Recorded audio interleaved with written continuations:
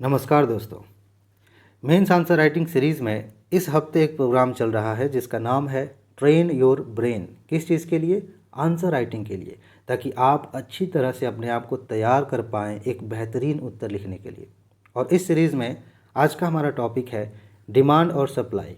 ये डिमांड और supply economy के टॉपिक में नहीं पढ़ाने जा रहा हूँ, ये आंसर राइटिंग के संदर्भ में है। डिमांड और सप्लाई को समझना, उसे अप्लाई करना और ख़ुद को इस प्रोसेस में लेके आना कि जब आप एग्ज़ाम में बैठें तो बहुत आसानी से यूपीएससी की डिमांड को पूरा कर सके। सिंपल सा है, अगर आप पीसीएस एग्ज़ाम देते हैं तो उसकी भी। चलिए, तो बात की शुरुआत कहाँ से करते हैं। आपने ऐसे लोगों को देखा होगा आपकी लाइफ में जो उनसे आप कुछ पूछिए तो कभी कभी ऐसा होगा कि जो आपने पूछा है ना, वो ना बता के वो सब कुछ बता देंगे। जैसे मान लीजिए एक छोटा सा एग्जांपल कि कहीं मान लीजिए कि आपको किसी शहर में जाना है घूमने। आपने कहा कि भैया चाचा जो भी हैं कि मुझे इस शहर में जाना है, कैसे जाऊँ, ट्रेन से जाना ठीक रहेगा कि बस से, कि क्या करें।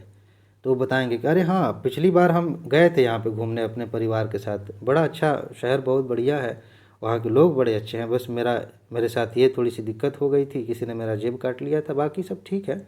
और वहाँ मौसम बहुत अच्छा है, बगल में वहाँ से इतने किलोमीटर के आसपास लगभग नदी बहती है, वहाँ जाओगे ना बहुत मज़ा आएगा। और शाम के समय वहाँ जब सूरज डूब रहा होता है बहुत सुंदर दिखता है। आपने क्या पूछा था? आपने ये पूछा था कि मैं कैसे जाऊँ, और उन्होंने बताया क्या?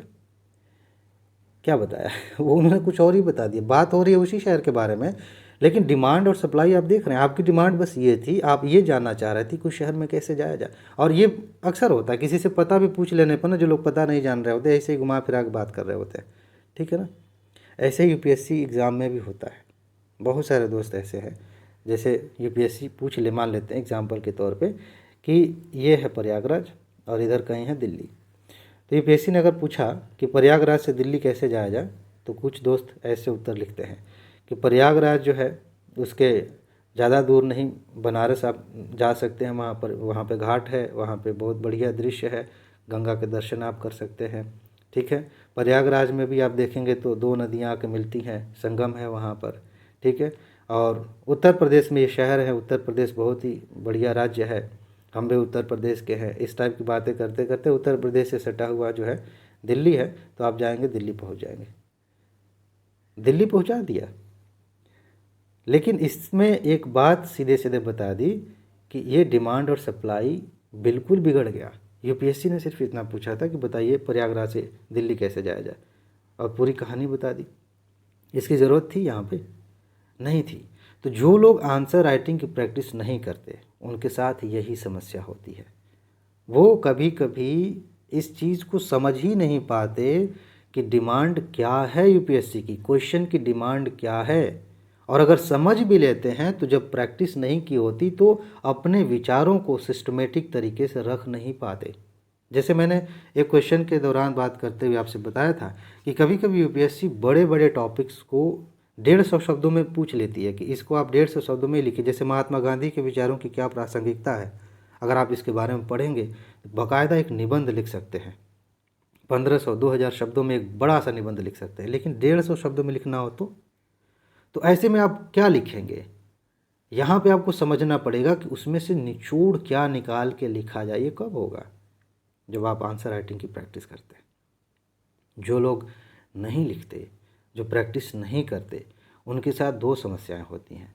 एक समस्या ये होती है कि उनके पास ढेर सारा ज्ञान होने के बावजूद वो समझ नहीं पाते कि इसमें से इतने की ज़रूरत थी और इसको कैसे ला के यहाँ पे कॉपी में हम रख दें, वो नहीं समझ पाते। और एक और चीज़ है कि उनको इस टॉपिक के बारे में पता नहीं है ढंग से, लेकिन इसके बावजूद उन्होंने जीएस पढ़ा है, अपना सब्जेक्ट पढ़ा है, बहुत सारी चीज़ें दुनिया में देखी, इसके आधार पर वो लिख सकते थे, लेकिन चूंकि उन्होंने प्रैक्टिस नहीं की है इसलिए उनका दिमाग ही नहीं काम करता, और जो डिमांड है उसको पूरा करना तो फिर भूल ही जाइए। आ रही बात समझ में? तो डिमांड और सप्लाई ये एक ऐसा नियम है जिसको अगर आपने समझ लिया आंसर राइटिंग में, तो आप यूपीएससी का वो व्यक्ति जो कॉपी चेक कर रहा है, वो टीचर, उसका दिल जीत सकते हैं, मज़ा आ जाएगा। लेकिन जो लोग नहीं समझ पाते वो चाहे कितना भी मेहनत कर लें, कितना भी बढ़िया उत्तर लिख लें, लेकिन अगर उन्होंने डिमांड पूरी नहीं की है तो उसी तरह की बात हो गई कि प्रयागराज से दिल्ली जाने का जो रास्ता भी दिखाया गया या फिर जिस शहर में घूमने जाना था वहाँ के बारे में एक व्यक्ति ने बताया। ऐसे ही हो जाएगा, मेंबर संतुष्ट नहीं होंगे, जो व्यक्ति कॉपी चेक कर रहा है वो चिढ़ जाएगा, क्या तमाशा बना रखा है, जो पूछा गया वो बताइए ना। तो आपके दिमाग में एक क्वेश्चन आएगा कि सर आपने इस प्रोग्राम का नाम रखा है ट्रेन योर ब्रेन, तो बताइए कि कैसे हम अपने दिमाग को ट्रेन करें इस मामले में, कैसे हम डिमांड और सप्लाई को समझें, कैसे उसकी प्रैक्टिस करें। चलिए, इसीलिए तो मैंने ये शुरू किया है।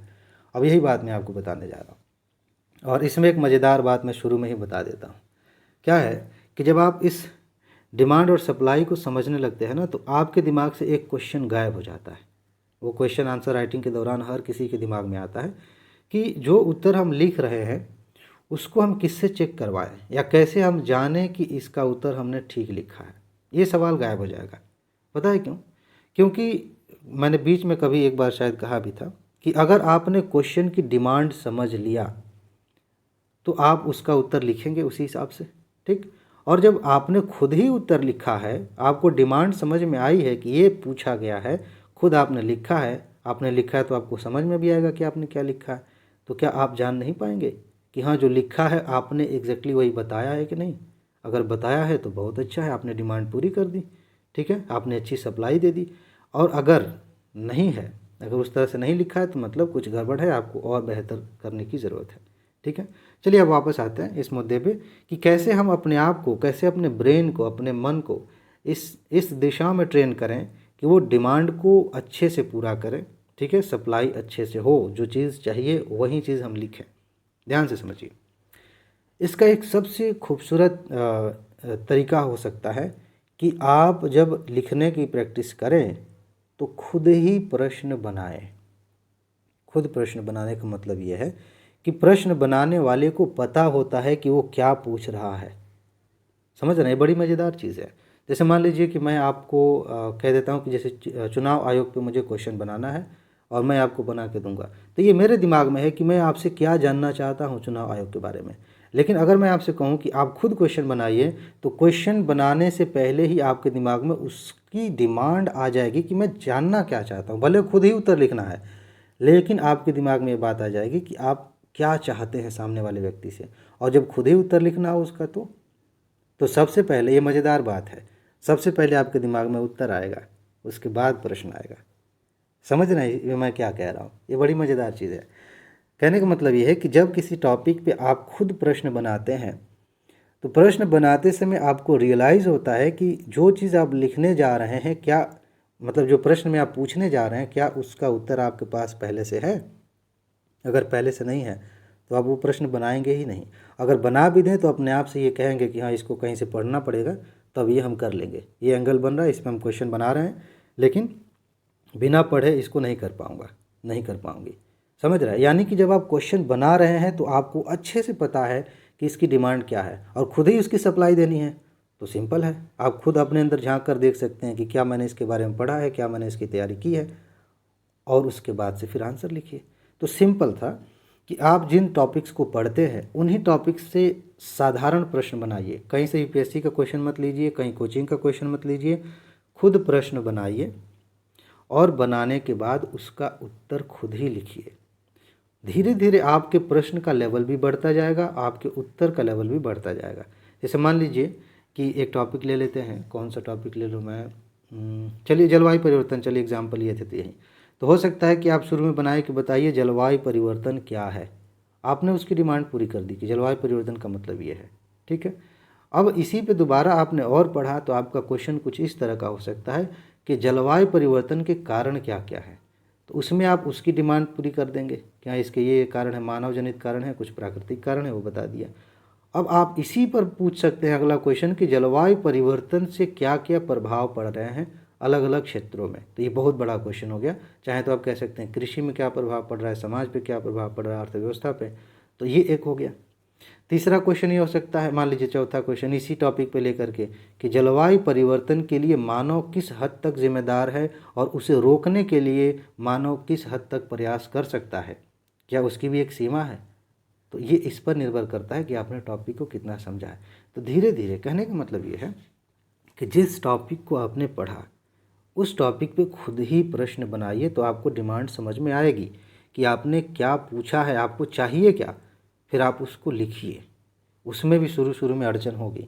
अगर आपने प्रैक्टिस नहीं की है तो शुरू में खुद ही प्रश्न बनाया है, लेकिन खुद उत्तर लिखने में कभी कभी ऐसा होगा कि जब उत्तर आप पढ़ेंगे तो लगेगा कि यार पूछा था, संतुष्ट नहीं हुआ मैं अपने आंसर से, तो फिर से दोबारा लिखिए।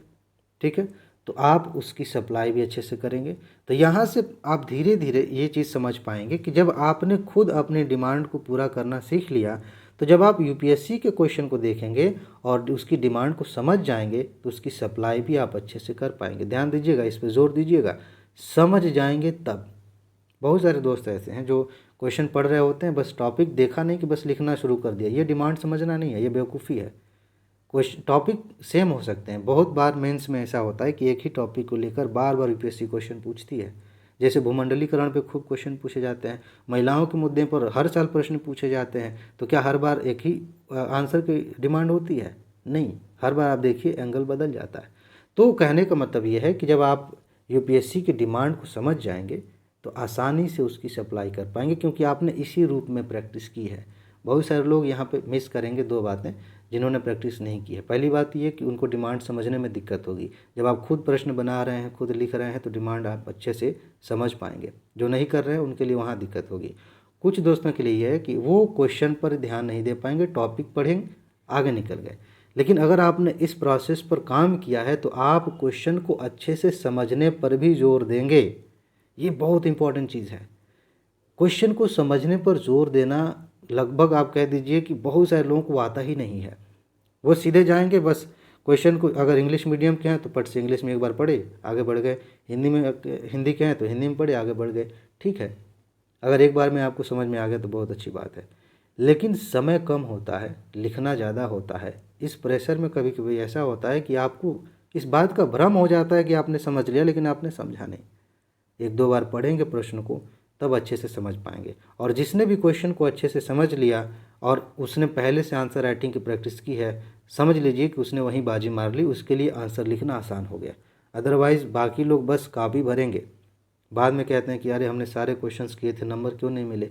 यही वजह है कि नंबर नहीं मिले, यही वजह है कि हमने डिमांड समझा ही नहीं, और डिमांड समझे नहीं तो उसकी सप्लाई नहीं की। ठीक है ना। तो फिलहाल वापस इस चीज़ को मैं याद दिला दूं कि डिमांड और सप्लाई को व्यवहार में लाने के लिए आपको यही करना पड़ेगा कि आप खुद प्रश्न बनाइए, खुद उसका उत्तर लिखिए। खुद प्रश्न बना के उत्तर लिख रहे हैं तो ये झंझट भी नहीं रहेगा कि किससे चेक करवाएं।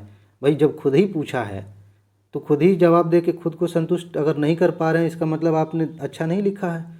अगर कर लिए खुद को संतुष्ट, बहुत अच्छा लिखा है। जैसे जैसे आपकी समझ बढ़ती जाएगी, आपके क्वेश्चन का लेवल भी बढ़ता जाएगा, उसमें उतनी ही धार आती जाएगी और आपका उत्तर भी उतना ही शानदार होता जाएगा। ठीक है जी। तो ये है डिमांड और सप्लाई को समझना। ठीक है, और मेरे ख्याल से इसमें इतना ही रहने देना चाहिए। बाकी बातें मैं अगले पार्ट में, अगले वीडियो में करूँगा। वहाँ आपको बहुत सारी चीज़ें सीखने को मिलेंगी और आपके दिमाग की, आपके ब्रेन की ट्रेनिंग होगी यहाँ पे। किस चीज़ के लिए? एक शानदार उत्तर लिखने के लिए, उस लेवल का उत्तर लिखने के लिए जैसा कि डिमांड है यूपीएससी की। ठीक है जी। तो बस इसमें इतना ही। अपना ख्याल रखिए, खुश रहिए, मस्त रहिए, मुस्कुराते रहिए, जल्दी से सफल होइए और ज़िंदगी को एंजॉय करिए। आगे मिलते हैं। नमस्कार।